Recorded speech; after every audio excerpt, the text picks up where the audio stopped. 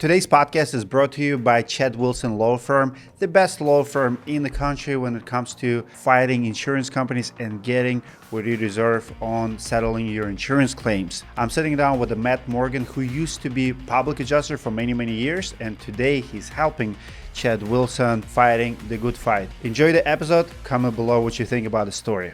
I've talked to a lot of lawyers. I've talked to a lot of public adjusters in the past, and everybody has different opinions. A politician's going to tell you what you want to hear. What changed? Is it mainly because the insurance companies just started issuing policies differently? Look, I don't disagree. I have used it a time or two in the field, and the insurance companies were very scared to have somebody say you can't use AI to make claims determinations. I'm not fabricating damage. There's no vandalism. I'm not, lifting the shingles, creating wind damage. It protects me. It protects homeowner. It protects everyone.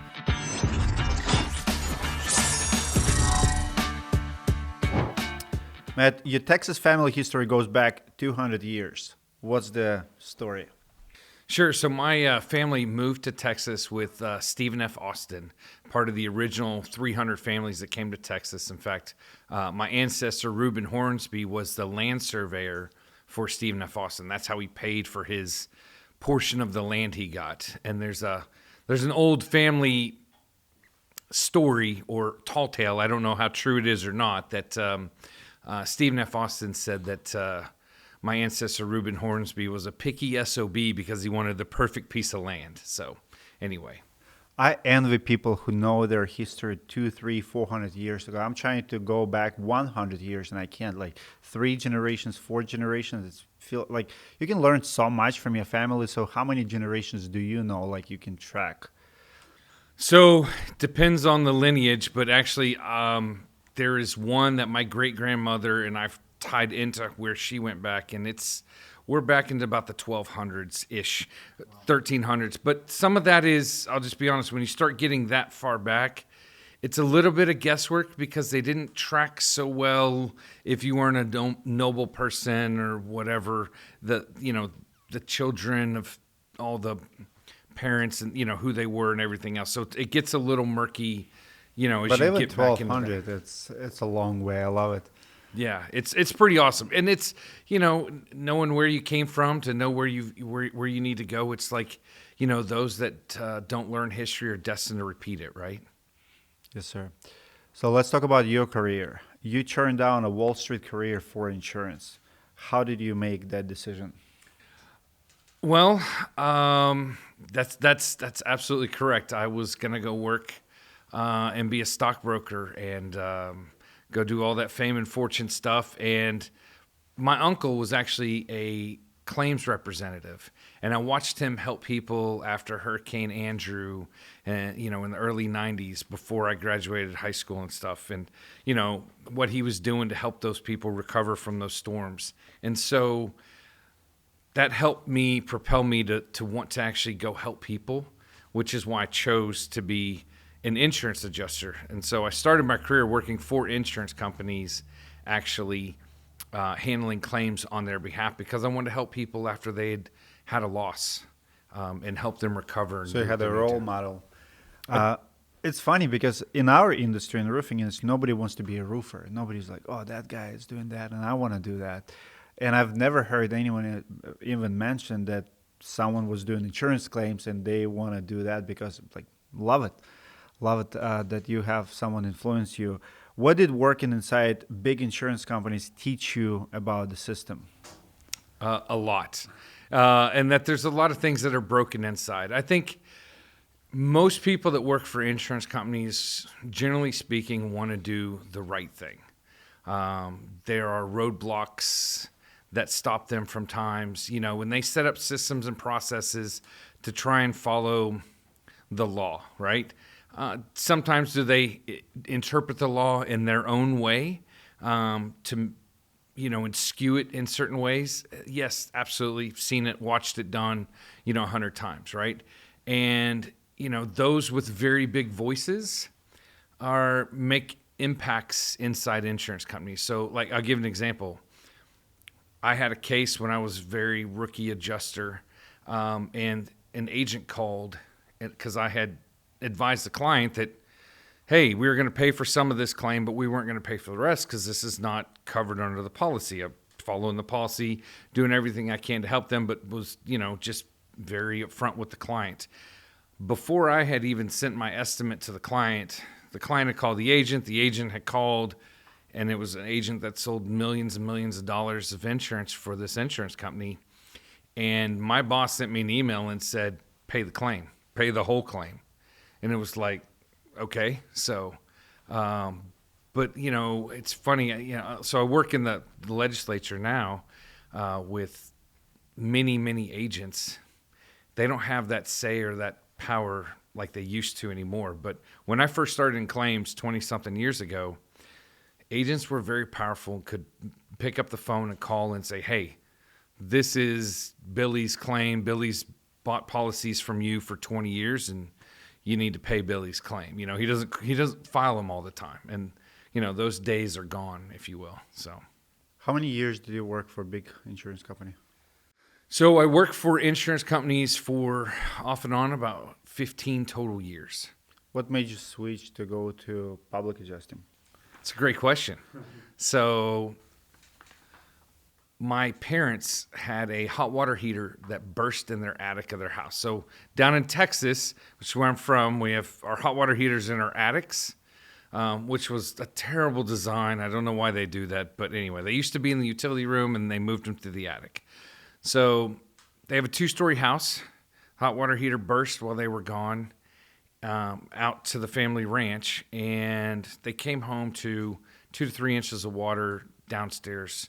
They just installed brand new hardwood mahogany floors that cost them $30,000, plus the drywall, the contents that were damaged because you got water on the wood legs of all their furniture and everything else for several days. And I walked the claim with the insurance company, and the insurance company paid $7,700 for all the damages when I walked him. And I was so mad at the adjuster, so mad that I sat down, signed up for the very first public adjuster test I could take. I took that test, passed the test, and I said, if they're doing this to my parents when I'm here helping, they're doing it to other people, and that prompted me to be a public adjuster. You could not have any influence, even though you're adjuster and everything. You could not get any leverage in that negotiation. They didn't want to listen to me. The adjuster had his mind set. Look, and here's the thing I learned since then, I'll be honest, is water losses or insurance companies are not, most adjusters are not well prepared to handle those. So incompetence? There is a lack of training in that space from the insurance side. Did you help parents to get more than $7,700? Yeah, we ended up settling the case for about $100,000. With the public adjuster? I was the PA. So your first PA claim was your parents? It was. How long did it take you to pass the test? Oh, I passed the test. I've been in claims for 15 years at this point. So what that journey looks like today, because I've heard that story many times before where people switch sides all the time. Someone works for insurance, now they go to PA. How often does it happen, and how many, what's the process? So it happens all the time.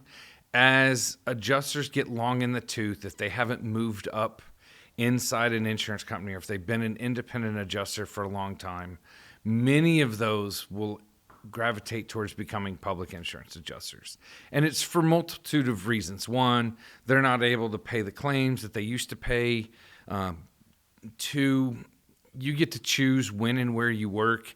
It's not, hey, the phone rings and I got to be in Iowa next week. And then, a month after that, I'm in upstate New York. And then I'm, which is a great way to see the country. But if you're trying to raise a family and spend time with them, that's a very, very difficult avenue and way to handle it. So how do insurance companies react to something like that when they see that their adjusters that they train maybe or been loyal to them for many years go and set up? Are there any pushback, any hostility towards PAs who used to work for insurance companies?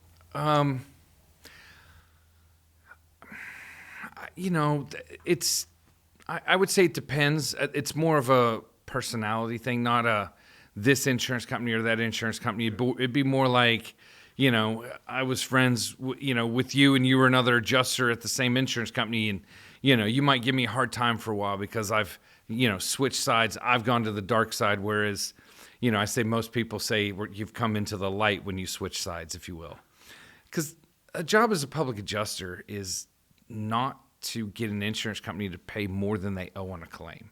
And if there's any public adjusters trying to do that, they're doing it the wrong way. Your job is to get the insurance company to pay every penny they owe, but never a penny more. So like in my practice, I handled a ton of cases for insurance companies' defense attorneys, their own personal claims. When they couldn't get them paid and they work for insurance companies, they would hire me to be their public adjuster. So to help them. I find it very interesting, like that joke about dark side, a light side, because you're both supposed to be on the same side. If anything, usually contractors on the dark side, and we have contractors listening here too, but usually contractors on the dark side fighting insurance company, but both public adjuster and insurance adjuster are supposed to adjust the claim for the proper payout. You're supposed to, damage is damage. You're just documenting. Correct, but every insurance company so they actually see us as the contractors, like, is bad, but we're like a nuclear bomb almost, like we're way worse. Is it more like defense attorney versus like how do you call it? Like what's plaintiff's attorney? Yeah. So yes, so that's it doesn't have to be, right? You don't have to have an adversarial relationship with the person on the other side. I try and work well with everyone, and I have for a long time, try and work well, but you can't. Sometimes their protocols and procedures get in place of you being able to reach an agreement, right? And this is for roofers, contractors. I've been in this business 25 years now. So in insurance, you can't ever take things personal. You can't make a claim and turn it into something personal, because you lose sight on things, and you just can't let that happen. And that way you can always keep it professional. Does that make sense? Yes. My question is this, and I feel like just in the world, and man's ego steps in all the time. It's the same thing as, police versus FBI. We've seen the movies, we see the stories like, where you get a case and someone comes in and is like, we're in charge now, right? And nobody likes to lose the power or lose, it's a power grab, like we're above you. And in this game, how often the problems arise from personality, like ego grabs, right? Like you have public adjuster, you have a contractor, is like, it's going to be my way or highway, and how often it is the policy, I've been told what to do, there's nothing I can do here. So in other words, is how often it is a personal, whether the adjuster who just does not like a contractor or PA, or the homeowner for that matter, and how often it is like that he's truly limited what he can do. Like he might want to help, but he can't. So, you bring up some interesting questions and points there. So one, I would say, yes, there have been issues where, there's a conflict between contractors and PAs and PAs and, plaintiffs' attorneys and, contractors and, plaintiffs' attorneys, et cetera. So what I'll say is that one, we should all be working towards, and including the insurance company, we should all be working towards ensuring that everything that's owed under that policy is paid under that policy for the homeowner, right? So if the job takes X to get the job done, then X needs to be paid minus whatever things in the policy should be removed or deducted out, right? So we argue that most of the time. Contractors write their estimates. PAs will come in and we may see things differently. We may write a slightly different estimate, or, more often than not, what I see from, the claims that I personally handled was I would come behind a contractor and they'd written the roof, and then I'm seeing interior damage because they didn't open the closet in the, the bathroom, or they didn't open the closet in the bedroom and look up, where there were shingles blown off, and hey, there's stains here. You go up in the attic, you investigate, and you can see it's new, fresh, leak coming in, stuff like that, right? So we were adding more to the people we were working with, but not always, right? And sometimes we would settle a case or resolve a case, and it wasn't as much as what a contractor wanted, but that's just conversations back and forth. You're not gonna hit, again, the goal is get the insurance company to pay every penny they owe, not a penny more, not a penny less, right? And at times you're going to come in what you think is a little less, and at times, you may come in a little bit higher, but the goal is really you're trying to get, the exact dollar amount that they owe every time. So we shouldn't have conflicts on our side. Let's go to the next step in your career. So you work for an insurance company, you became public adjuster. Why did you decide to run for state representative after so many years in business?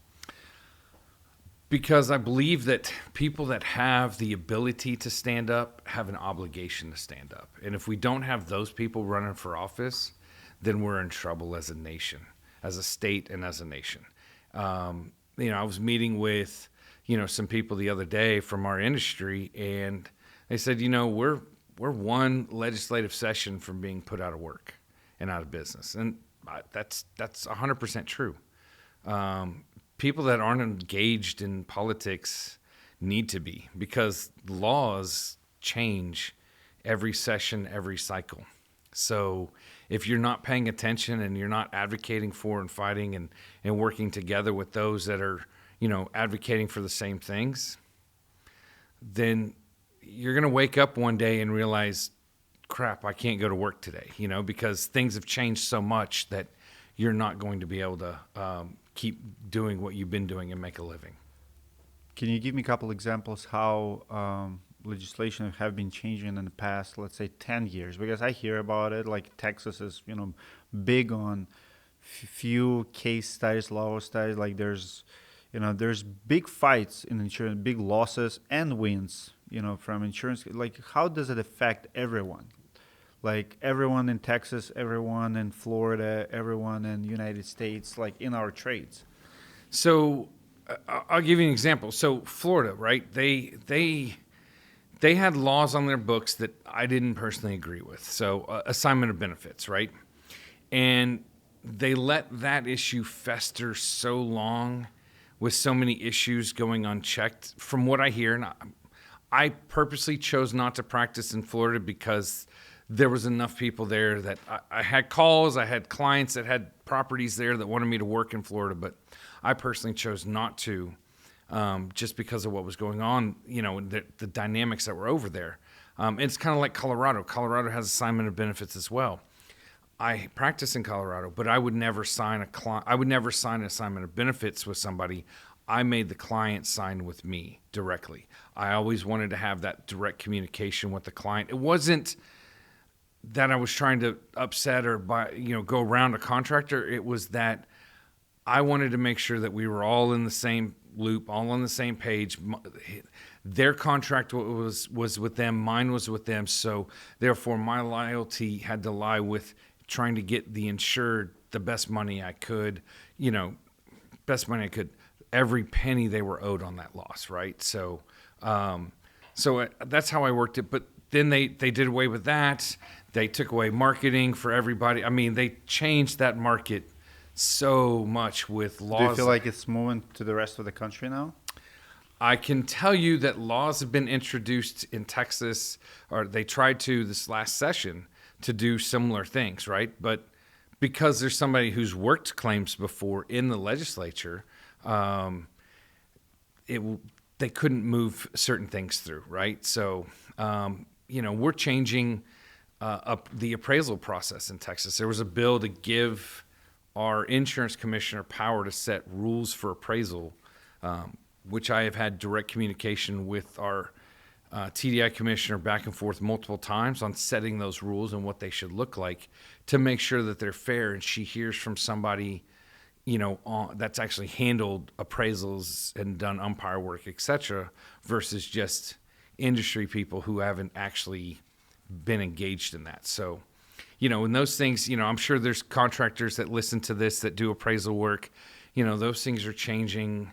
In Texas, at least, that's going to change. And I would look for it to go in the nation too. Like I just got back from a trip to Atlanta where there were legislators from across the country that were talking about model laws that they're going to work to put in all their different states, right? So this stuff is constantly going on, and those discussions are happening day in and day out, right?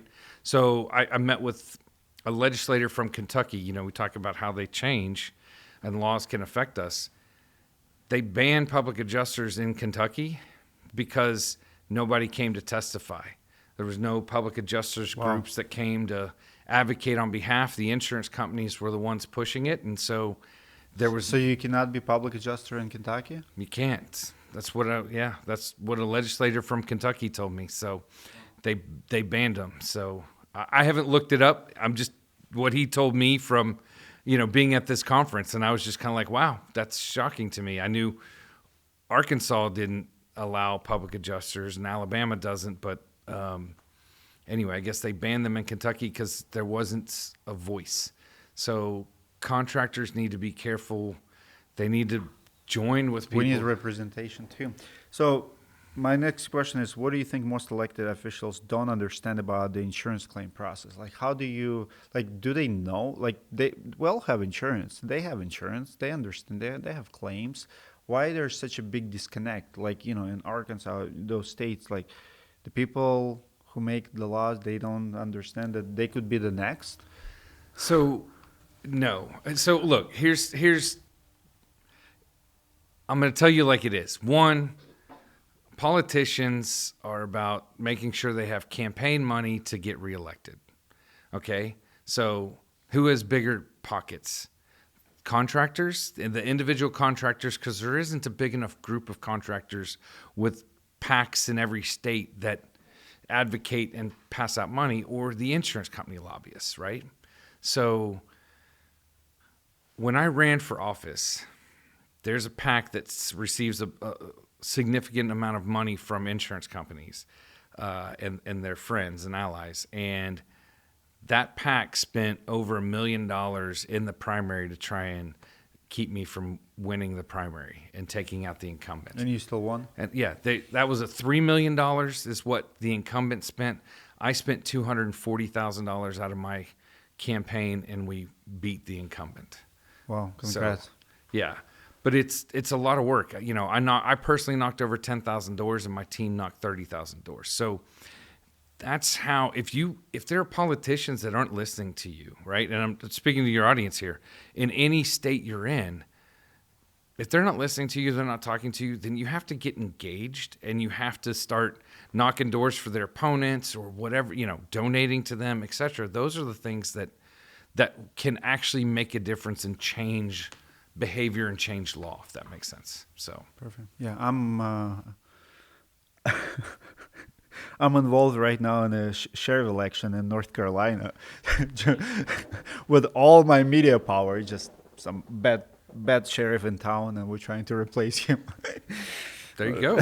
So you know exactly what I'm talking about. Yeah, and you put your money where your mouth is, right? Yes, sir. So with the private equity coming to the play, do you see that now, the contractors and, roofing industry was very segmented, right? Like we have some big players, but now do you feel like, with the big private equity groups, we finally start having some money, maybe supporting, like our candidates? Because those private equity groups, I mean, some of them are, over $1 billion now, and they work essentially against, insurance company, and their interests need to be protected. Do you feel like we have a little play there where those PE groups might be helping guys like you to be elected in different states?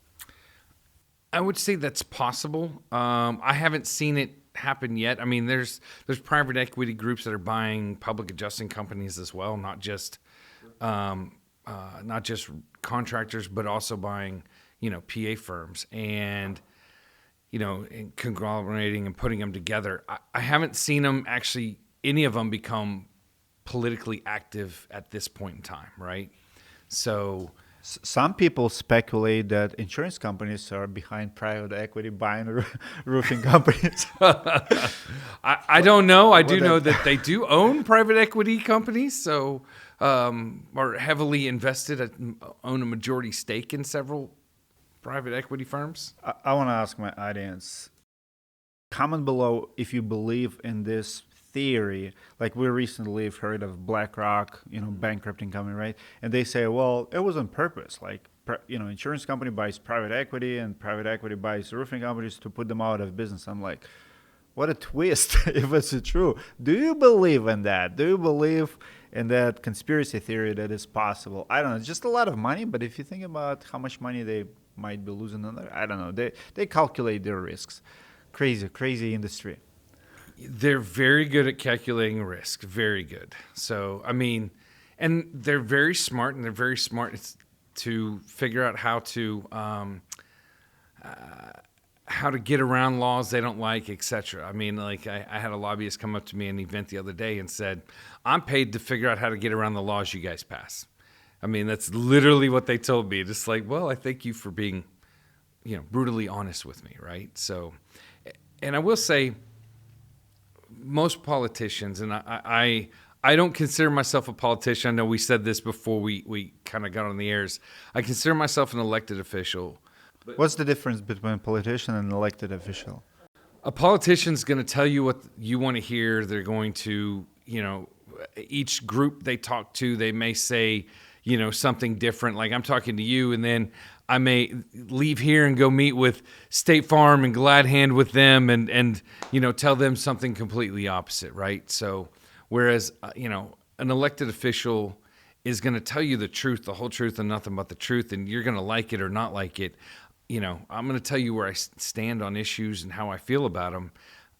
And I will listen to you to change my opinion on those because I know I'm not the smartest person. I don't know everything, but I'm also not just going to cower down and tell you what you want to hear so that you hear what I have to say. If I have strong feelings towards something, I'm going to voice those. Got it. Still sound like I don't understand difference between politician. I guess it's the terms. I think politician for me it's a positive term. I don't look as a politician as a negative term. So for me, you could be politician. There's just good politicians and bad politicians, just like roofer, like bad roofer, good roofer. They're still a roofer.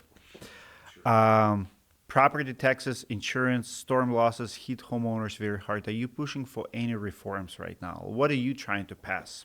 So I did work on several bills this last session. Some of them we got across the finish line, some did not.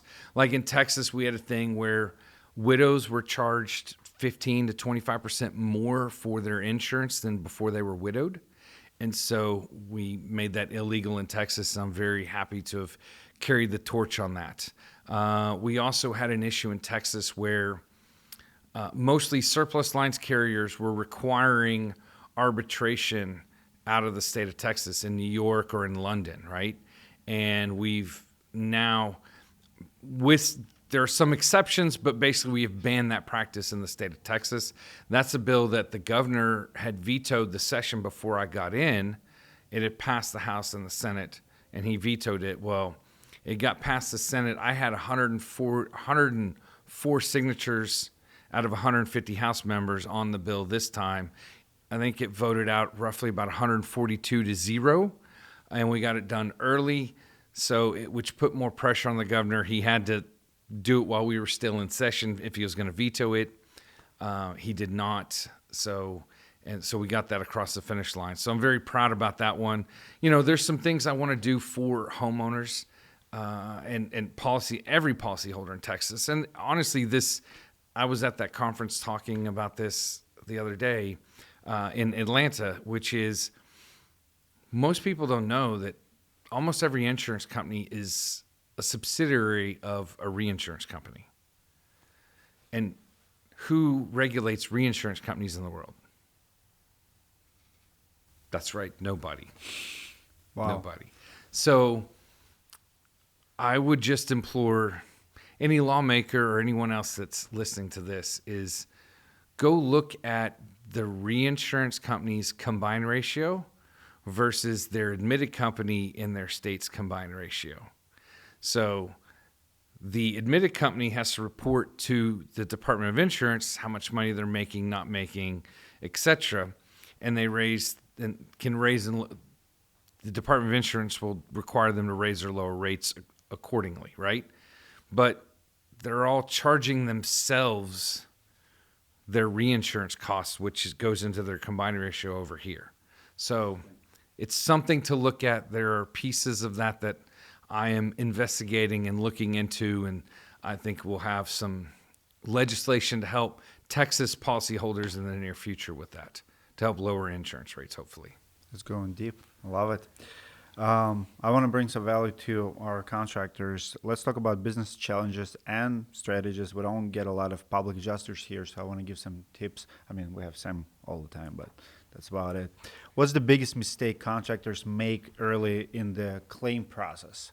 I've talked to a lot of lawyers. I've talked to a lot of public adjusters in the past, and everybody has different opinion. Like, this is how you file a claim, but let's talk about mistakes. Like, to someone who is not familiar with the process, what should a contractor do, like, to get, the best result later on, if it's even possible anymore? Because what I feel like sometimes, if you hit that wall, there's nothing you can do.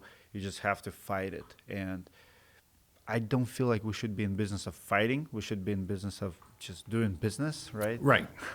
But what are mistakes that contractors are doing early on in a claims process? So, I think it's and again, I've been in this a long time. I come from my experience as an adjuster working for insurance companies, and then, the public adjuster side as well. And so the number one thing is everyone has a bit of a lane, if that makes sense. A contractor's job, go document damages that you find, because you're the first one there. So take more photos than you think you should take, number one. The second thing I would tell you is take photos further away. It's great that you got a damaged shingle, but if I can only see the 10 granulars on that shingle, you're too close. That's fine to take an up close one. Take one further back, and then take one further back. Mark up the whole roof if it's a hail claim or wind claim. Mark up the whole roof and take overviews after you've marked it up, right? Show me where all the damage is after you've marked everything up so I can see it. Don't just, take, I'm here at this shingle, I'm going to take a photo of this shingle right here. Well, I don't know where that is. Is that even on this client's roof? There's a lot of things you can question about that. So the number one thing I would say for contractors is take more photos and take more photos further away. I would train, I would train my contractors and my public adjusters on how to take photographs. Number one is it a thing? They don't do it far enough? Correct. And they don't mark up the whole thing. How is that going to help them with a claim later? Like, how is it used in the process? Like, is it easier to get approved, harder to get denied? It's going to help me understand, one, that I'm on Mr. and Mrs. Smith's house, right? Because this is their house. I can tell from everything else that's around it, etc. So number two, it's going to show me where on the roof you're seeing the damage, okay? So, all right, they saw it on, this hip extension here, and it was on, facet A and, et cetera, right? So I see where exactly on the roof all the damage is. And then you're getting the close-up photos, and I can see what it's a creased shingle here. Okay, blah, blah, blah. So, yeah, and he marked up 10 of those on this slope, and then there was 5 over here. Makes sense the wind came from the northeast direction, et cetera. So it builds the story, if that makes sense, right? And helps us put it all together. Because the claims package is really, you're taking a bunch of bits of information and trying to put it together, to make it work, which your estimate is one of those as a contractor, right? This is the cost to put the property back. And look, I agree with you. It's not per se a contractor's job to sit here and have to argue, right? With this is what it takes to get this done. This is what I need. And it's, let's go, so. How do you explain the value of a public adjuster to a roofer who thinks he can handle the claim himself? Because we have a big category of roofers like that. Like, sure. I got it. Insurance experts. Well, so I will use what others have described it as. So public adjusters have, and I'm using somebody else's, and I don't remember if this is Steve's or words or not. So, but have basically carved out a piece of the law that they can practice, right? So we're not lawyers, and we often refer cases to lawyers that we can't get across the finish line. But our job is to not only discuss the damages that were missed, right? Because most of the time a claim comes to a public adjuster because the insurance company is not paying the fair amount. And it's either they missed or are ignoring damages, or there is some sort of issue, where they're denying the claim based on the policy. So the value a public adjuster can bring to that case potentially is, hey, if it's a denial based on the policy, then we need to discuss that policy specific language. And that language is, here, and here's why I think it's covered, here's why it's not covered, etc. And another one is, the underpaid or undervalued damage, right? So like, I'll give you an example. I had a roofer refer a case to me, and it was a State Farm claim, and they'd bought, 6 shingles on this house. And I ended up doing about 4 re-inspects. I told the contractor, and they had done 2 or 3. And that's too many usually. Once a contractor gets the second inspection, that's probably as far as they should kind of take it in my mind, right? I know you want to fight it, and you're like, hey, we don't want to give up a percentage or whatever, and we can talk about that a little bit more later. But I told the contractor, said, I'm going to get this claim bought, but it's going to take a while. I said, and this is what I kept telling the contractor and the policyholder.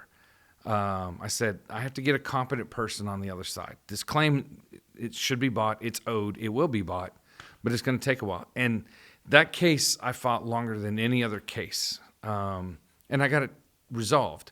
I think it took me over a year, which I never had to hold a case and work a case that long to get it resolved, but it all got paid for. I just had to get the right person at State Farm on the line to discuss the issues in depth at a level that they couldn't. It took me a long time to get there, if that makes sense. So, at what point homeowners should opt into PA and then legal? Because you have contractor, sometimes denials, then you have PAs, and then you have legal lawsuits. What has to trigger for the homeowner to go to public adjuster? Because I don't think you believe that every claim should have a PA, right? No, I don't. But when is that trigger? Like, what has to happen for the PA to step in, and then for the lawyers to get involved? So for a PA to get, so like my parents' case was a perfect example. When you're egregiously different valued, right? And you have a big loss, and it is hugely different, and you were there to present your case, and they just didn't care what you had to say. That's one where I think you should get a public adjuster involved earlier rather than later, if that makes sense, right? So, and if they still stick to their guns and won't move from there, competent public adjusters will tell you when it's time to move on to an attorney, right? So once they've hit their head against the wall enough times and they can't get the answer, or they know they're not going to get the answer that they need to get this case resolved, they will tell the referral source, if there is one, and they'll tell the homeowner, hey, this is when you should go to, you should hire an attorney, etc. And I'll just tell you, look, everyone should have first-party attorneys, in their back pocket that they can pick up the phone, and you should know, is this a case that this law firm will accept, right? What is the dollar amount of difference that's needed? Because it's got to be worth it to the attorney to pick up the case, right? What's the statute of limitations? Like I've gotten cases that were trying to get referred to me, and this is when contractors fight for so long, you can run into problems is, some of these states have a 1-year statute of limitations, or 1 year to get recoverable depreciation. Well, as we know, that can be more than half the claim, right? So if you're sitting and trying to fight, that insured can lose the ability to recover recoverable depreciation, right? So you can't fight that claim, or I don't. And maybe you only fought it for a month, but it was 11 months old when you got it. You know what I mean? You got to move pretty fast on something like that to protect the insured's rights. Just curious, what's your take on all the supplement companies in the industry? So I feel like we have another layer of firms or companies, and they're all kind of competing with each other because sometimes public adjuster can get, like I said it, I think you said it really well. You get a public adjuster where there's drastic difference, right? But oftentimes insurance will say, well, we'll give you $10,000, and the contractor can go to supplement firm and, balance claims or estimate experts, whatever, and get another $5,000. Well, public adjuster can get you extra $5,000, and supplement company can get you $5,000. I know that insurance companies hate them, but they accept them, just like they accept, a request to pay more from lawyer or PA. What's your take on the supplement companies?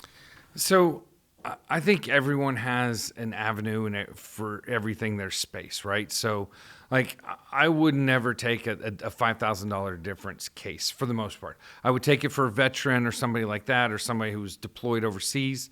I used to do those pro bono all the time, just because protecting our military is the right thing to do when they had issues with cases. But I think, the lower dollar amounts that's the right avenue, right? If you want to sub out your supplementing work that needs to happen, then, I think that's fine, right? So, but when you start to get $10, $15, $20,000 difference, you're probably going to need somebody with more expertise, more experience, more training, where that public adjuster comes in, right? So, in some of these like full denials, contractors, and look, I'm a licensed PA, but some of them, or if it's too big a difference or too big a client, it's okay to have a discussion with an attorney and the insured early on if the insurance company is being very egregious. There was a case I handled in Texas where I met the adjuster out at this huge property, and the adjuster from the get-go was absolutely not doing it. So, so I knew early on this was going to go to legal at some point in time. I didn't know when or what that difference was going to be when we got there. But, I had the client talk to an attorney. I let the client know, hey, I'm going to get something done on this probably, but we're not going to get everything that's needed to indemnify you and make you whole. So you're going to have to talk to somebody at some point in time. Here's who I think you should talk to kind of get the ball started at least. So anyway. My next question is exactly about litigation. What signs tell you a claim is headed for litigation instead of settlement? If an insurance company is just not moving, right? You talk about it all the time, hitting your head against a brick wall, right? Well, if it's a good claim, right, and it's a legit valid claim, well then, if you've gone through, if you've gone the PA route or, hey, and that hasn't worked, well then it's time to move on to litigation, right? 99% of these cases settle outside of court because the insurance company knows they owe more money than they paid on this, right? So an insurance company, when I worked for them, the number one thing they talked about is you have the company's checkbook, treat it like your own checkbook, right? Don't pay for anything you don't owe for. So they're not going to write it. They're not going to open up their checkbook if they don't owe something on it. So they're calculating risk. We talked about that. They understand that only 10% of the people out there only 10% of the people that file insurance claims are going to sign up with a public adjuster, and about 10% of those are going to find their way to an attorney. So you're talking about a very small number that are going to actually sign up with an attorney to work to try and indemnify them on cases. So I'm going to ask you probably the hardest question of today's podcast, just because I have to. But we live in America. Nobody get to tell people how much money to make. But what's the reasonable fee for a public adjuster to charge. Like I've seen people charge 10%, and I see public adjusters charging 35%. And I've reviewed a lot of cases. Sometimes PA will take a $20,000 case and get it to 35,000, but with a 35%, it's like, is it a really win when you charge 35%? In your opinion, what's reasonable? What should it be? And because even if you get more, even if you double the case with 35%, now the contractor has to do the work for 65% of the claim. So no, it should never come out of the contractor's piece because but they it were comes from scope of overinflating. work. Yes, I understand, but that's in essence. I agree. It should be more deductible the client's paying. But as a PA, and I worked in multiple states, I only ever charged 10% of the total claim payout. So if you were a contractor and you brought me a claim and it was at $20,000 and it needed to settle at 30, well, and I got it settled at 30, I'm charging $3,000, right? Because it's 10% of the total claim. And that's reasonable. I mean, you add a lot of value, but is it regulated? Because I feel like there's a big pushback how much public adjusters can charge. It is regulated. In most states, there are more regulations that are coming. I think you're going to see, I think there's a model law from Incoil that has been circulated around, which will limit PAs to 10% of the total claim, and there may be a percentage. Some states will do a percentage of new money, which is significantly higher, not to exceed 10% of the total. They're all going to tweak and vary a little bit, but I think that's where most are headed, if that makes sense. Got it. What most contractors get wrong about insurance litigation? Because I know a lot of contractors, they don't want to hear about like, hey, let's not sue them, let's try to work it out. What they get wrong? So lots.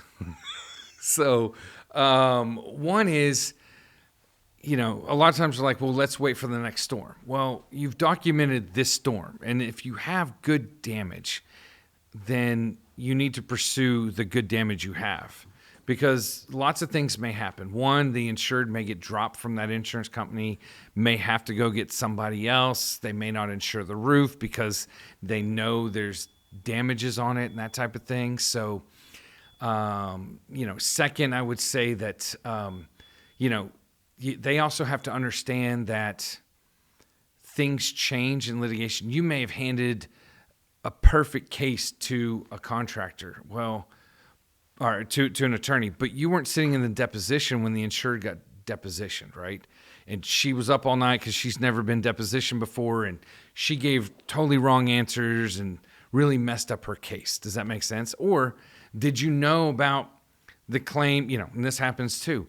Did you know about the claim she filed 5 years ago and 7 years ago, et cetera, and she got paid 2 shingles and 3 shingles and 4 shingles, and now we have this case, and yeah, there's more new damage, right? But we have to deduct all this stuff out that she's previously been paid, right? So, or that the damage that was pre-existing before this storm. So just because it seems and feels like it's a great, wonderful, perfect case, it may not be at the end of the day.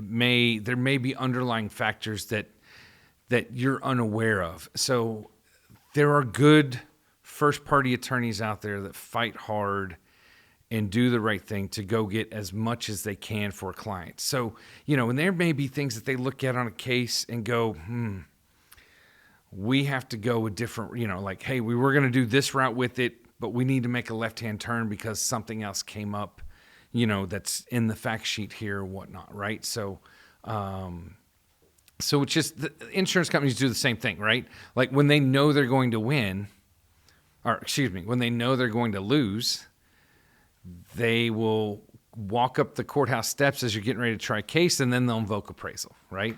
Happens every day in Texas right now.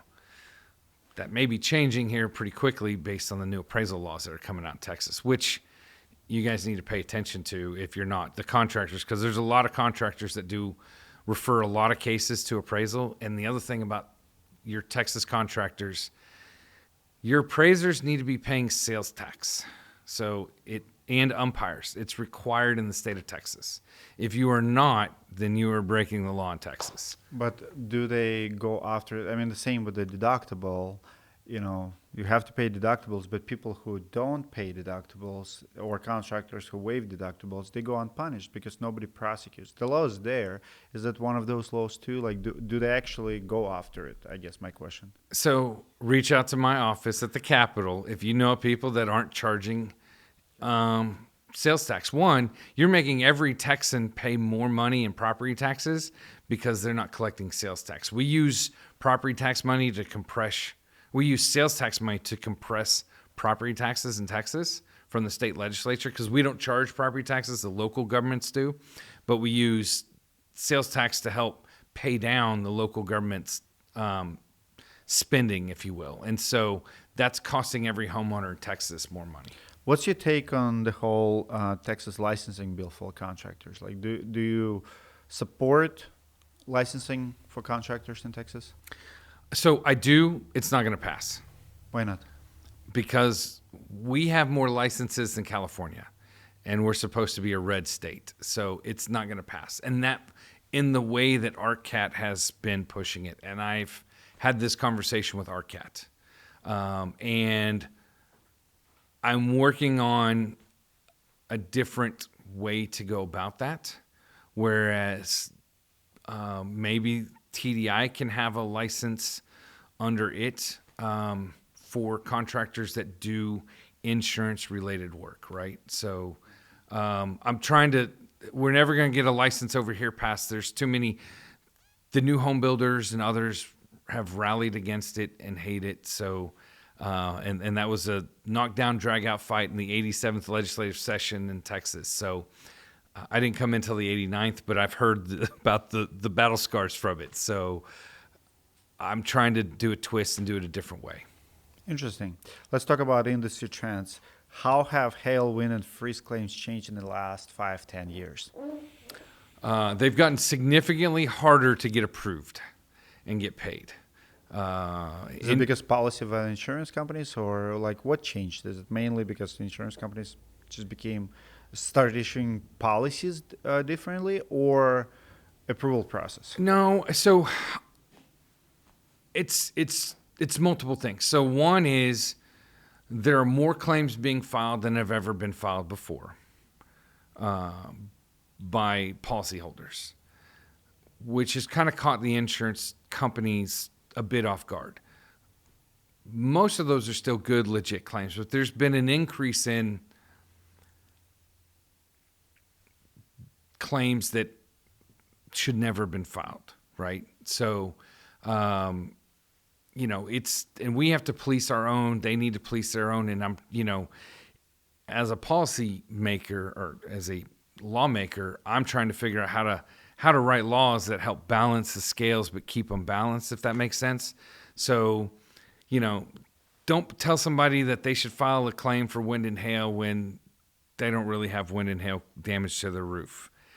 If somebody has legit wind and hail damage on their roof, you need to pay it. I don't care if you got 10,000 more claims this year or not, you need to pay that claim. So, and there's been, I think both sides have acted poorly in that space a little bit. And some of it is the competition. Like, I get it. The competition over here on the contractor side, has increased and getting people to file claims that may not, whatever. And then, insurance companies having just a much bigger volume of claims in all the states coming in that, they've acted poorly at times as well.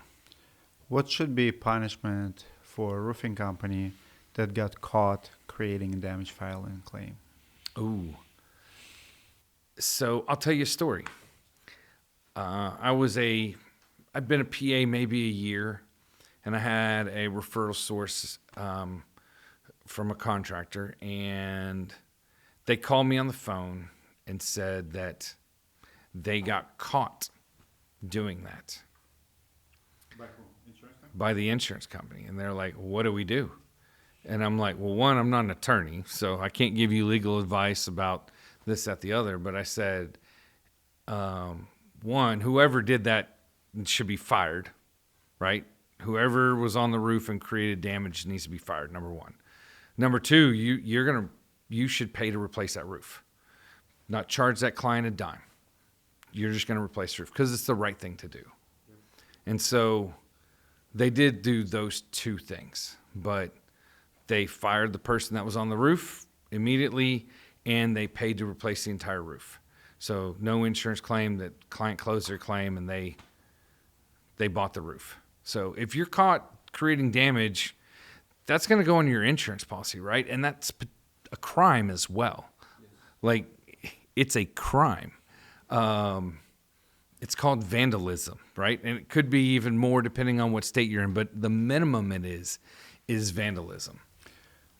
If insurance company goes on the roof, because it happened, when I was a contractor, sometimes they go and they like, oh, we'll show you how this roof can be repaired. And they rip the shingle and, they essentially create more damage, like crisping.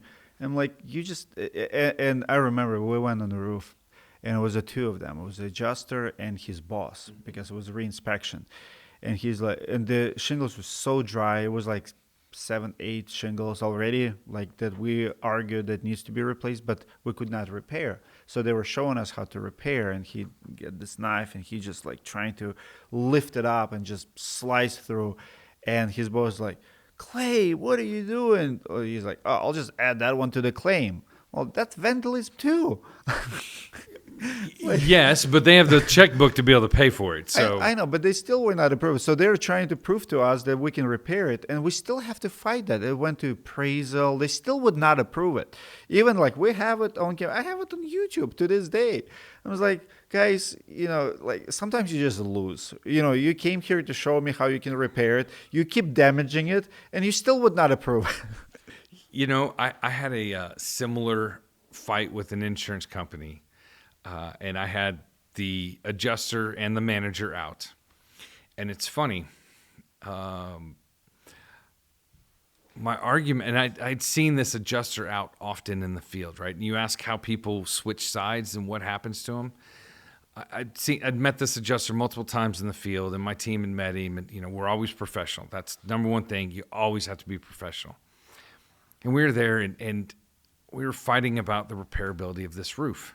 In fact, that homeowner texted me on the flight up here to do this podcast with you and about something else. And anyway, where I was going with this is my discussion with him and questions. And I knew he couldn't answer my questions, but I threw questions out and just made them think instead of trying to go, well, you have to give me an answer and, really just, I want you to think about it. I want you to understand. And hey, if this is your grandma's claim, right? Your grandma's house, how would you want her to be treated? That's how I try to treat everyone as if the house I was inspecting or the commercial building was my grandma's, right?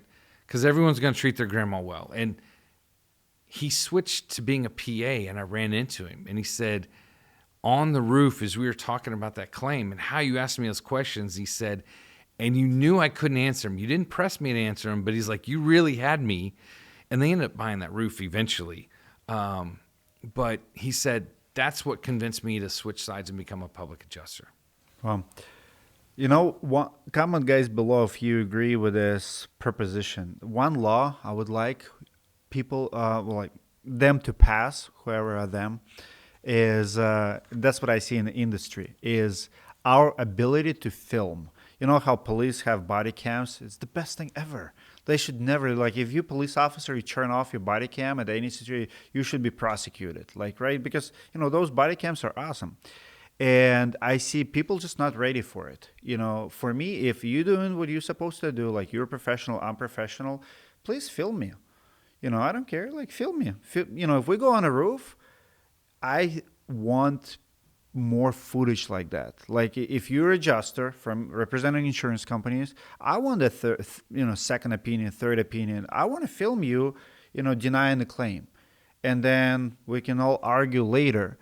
And because the moment the camera goes on, they're like, oh, inspection stop. Like we're done here. Why we're done here? Why are you afraid to be filmed? And it happens in churches, which is like public properties, right? And I want that law that anybody can film anyone in a job related scenarios. What do you think about filming us on the roof inspecting the roof? So in Texas, we already have that. So it's you a can do it. it's a one-party state. Only one party has to know. Now, if I'm filming you, But you have to be secretly because other person can say like I don't well, consent. yes, and so you're never going to be able to force somebody to do their entire inspection on camera. You're not, right? So But wouldn't they be awesome? Like to settle claims, to review stuff, to get the second opinion because we have second re-inspections, right? But instead of re-inspection, just roll the footage. look, I don't disagree. I have used it a time or two in the field. As a public adjuster, I have to ensure that they were inspecting what and where they were supposed to inspect, and looking at what I asked them to look at and stuff like that. If it was somebody I knew was not going to do things the right way, if that makes sense. So, And I'm also referring to roofers too. Like if I'm a roofer, I come in like we did, like we're riding web system. We have a GoPros. We go on the roof. It's like my name is. Here's the house. You go in. You inspect it. So now I'm protecting myself that I'm not fabricating damage. There's no vandalism. I'm not, lifting the shingles, creating wind damage. It protects me. It protects homeowner. It protects everyone. Just document it. right. So that gets us back to where we were before. What are things that contractors can do better? Document the process. You're the first one at the property inspecting it. The more documentation you can bring to the table, the better off everything is, because now we know what's going on. Look, if every one of them wore a GoPro on the roof, I think it'd be amazing, right? Where they knock the door, talk to the homeowner, went up on the roof, etc. That would it would help justify more things and make the claims process easier for both sides to understand, digest, and come to a resolution, right? What carrier tactics do you see the most? Stalling, underpaying, or creative policy interpretations? What's the hardest to deal with? Yes. I knew it. No, it is. So, look, I told you about that case I worked on for more than a year. That was just stalling. And the cycle of rotating through people at the different team to finally land on somebody that was competent that I could talk to about it, right? So, they do that stuff all the time. They are taught, insurance adjusters are taught, time is on their side, not on your side, not on the policyholder side, right? So, and as you said, and you thought adjusters and public adjusters would be more in harmony, and we're not really. And it's because it's timing, right? They're stalling, they're delaying. It delays the homeowner, it delays the contractor doing the work. It delay, right? So, there's a reason that book and many other books have been written since, which deny, delay, defend, right? So we see that quite a bit. And, the defend part is not just defending their denial, but defending their interpretation of the law, right? I told you I met a attorney/lobbyist in Atlanta who literally told me that her job was to find a way to turn black and white law into gray so they could get around stuff. So that's crazy statement to me. So Texas and Iowa have some high-profile UPP cases against contractors. What's your take on it? Do there need to be clear rules for contractors, especially Iowa? That's his close to home here. You know the case I'm talking about. I do not know the Iowa case. You don't. No, I know the Texas case. I don't know the Iowa case. Shamrock Roofing, they just lost. So pretty much they came after them and they lost, I think, in court too. Like they came after them. They said like you were acting as insurance adjuster or you were acting as, not as a contractor, like as a PA. You can't do it. And they prosecuted them and they lost. So that's sad to hear, but I don't know enough about the case, right? So I will say, look, everyone has, everyone has a role, everyone has their space in their job, right? So, I'm not up here, I use contractors' estimates at times. We write our own estimates, right? Because you may have missed some things. We found different damage, et cetera, whatever, right? So we almost always wrote our own estimate, but your job is give me a price to restore this property. It's not your job to fight the policy, to fight the insurance company, et cetera, right?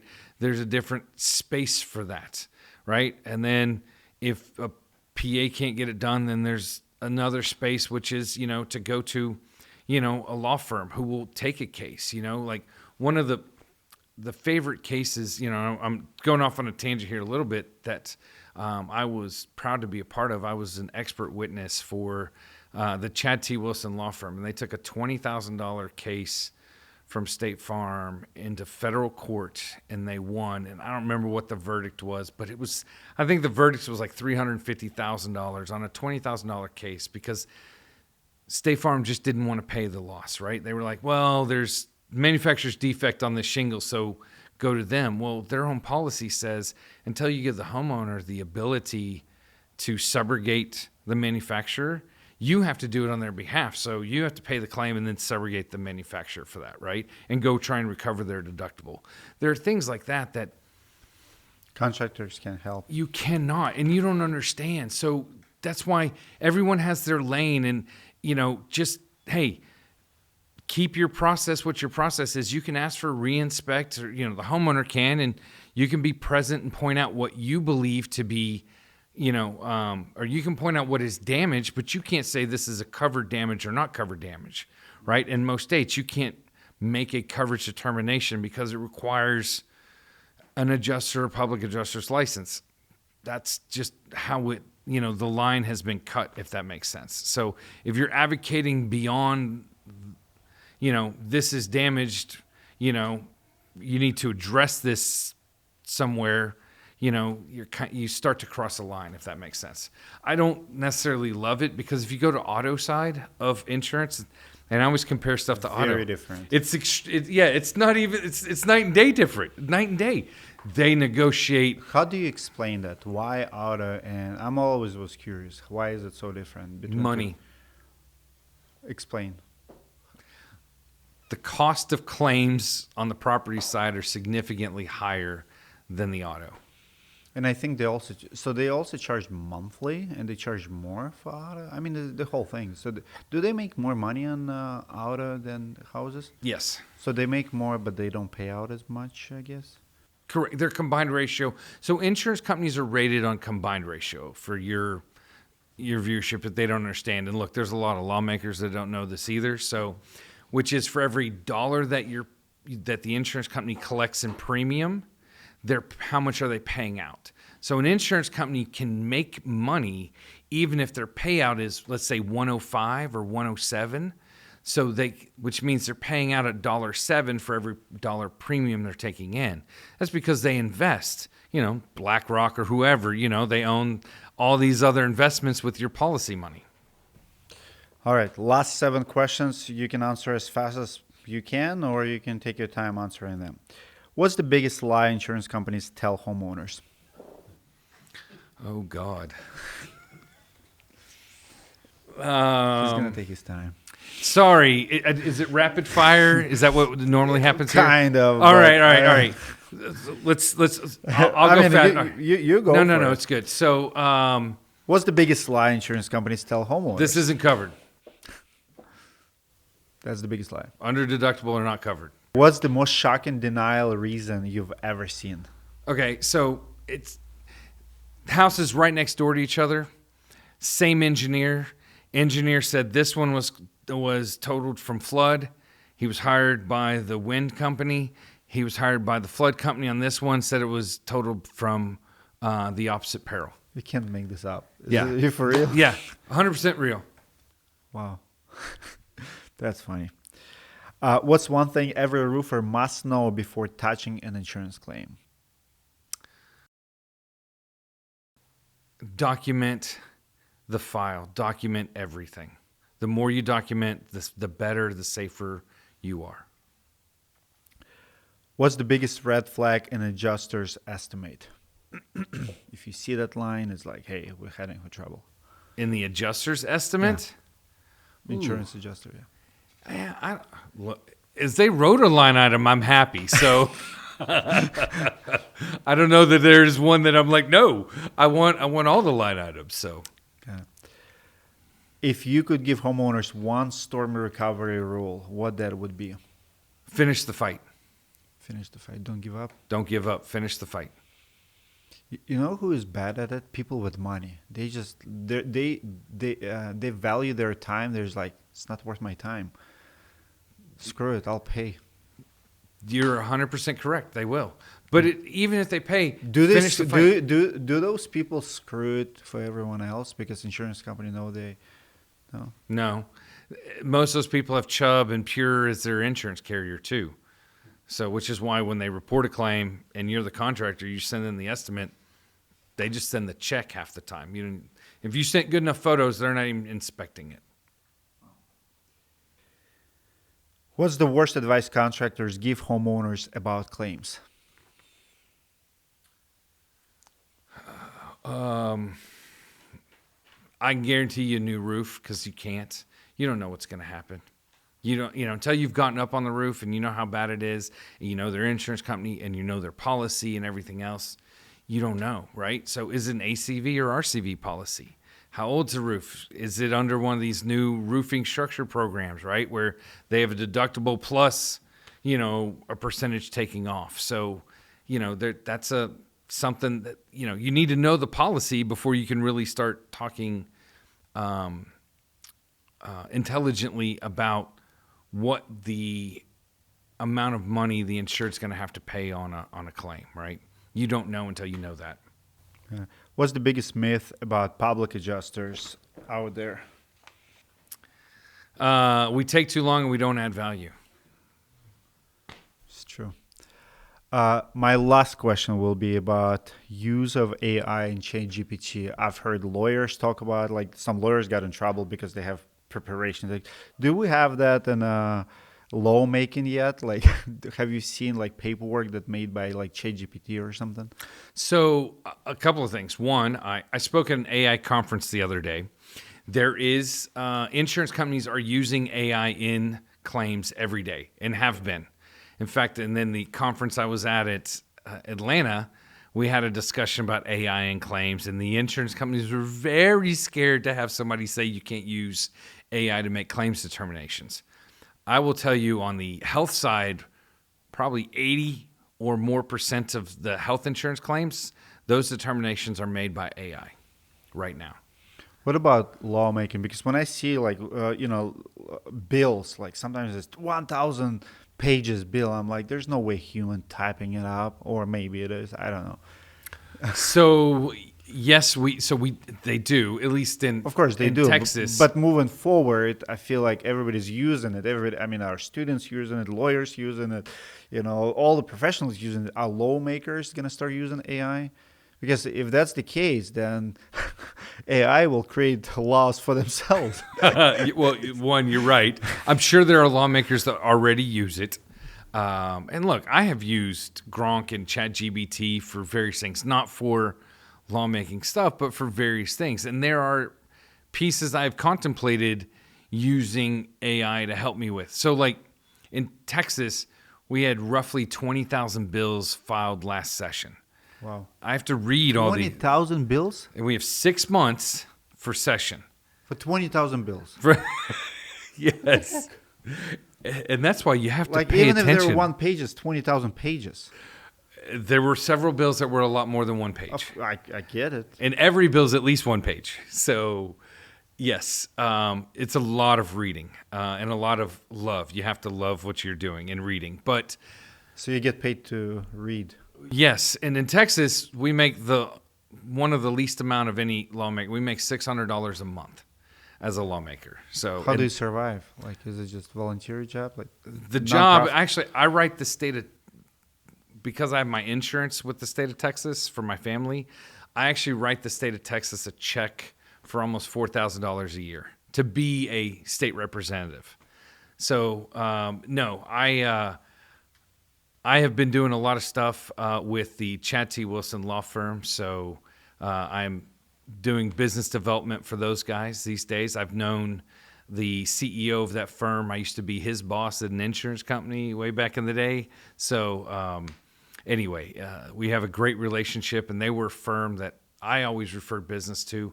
And this is something for your audience as well, I think they would appreciate is, I used a lot of different plaintiffs firms over my career as a public insurance adjuster, and contractors do too. They rotate through.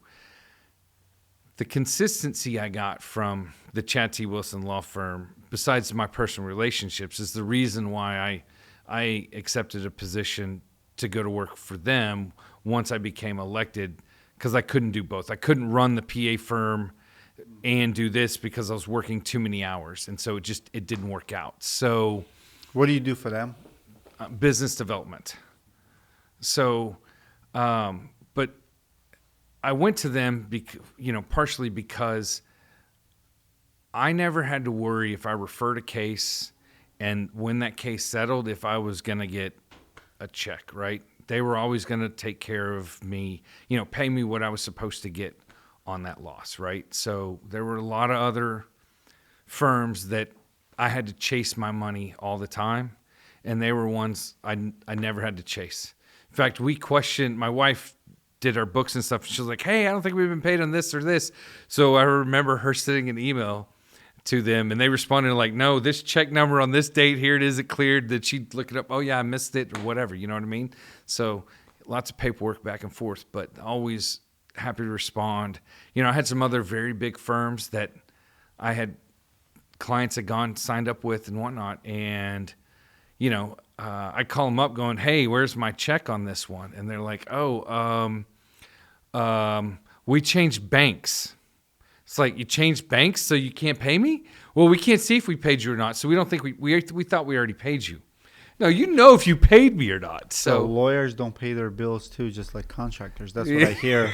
Wow. So I guess the point is they're good people. They're ones that will fight the $20,000 case all the way through federal court, even though the cost to try that case is significantly more because it's important to fight, if that makes sense. And there are ones that will kick that case to appraisal, get 10 grand for it, and take their cut and walk down the road, right? So it's important to find the people that will fight all the way to the end, which is why you said, what can I tell homeowners? Fight till the end. If you have good, legitimate damage that's covered or should be covered by your insurance policy. Good advice. Thank you for fighting the good fight. Chad Wilson, thank you so much for sending Matt here. It was awesome to meet you, brother. Thank you for flying in. Yeah, thank you.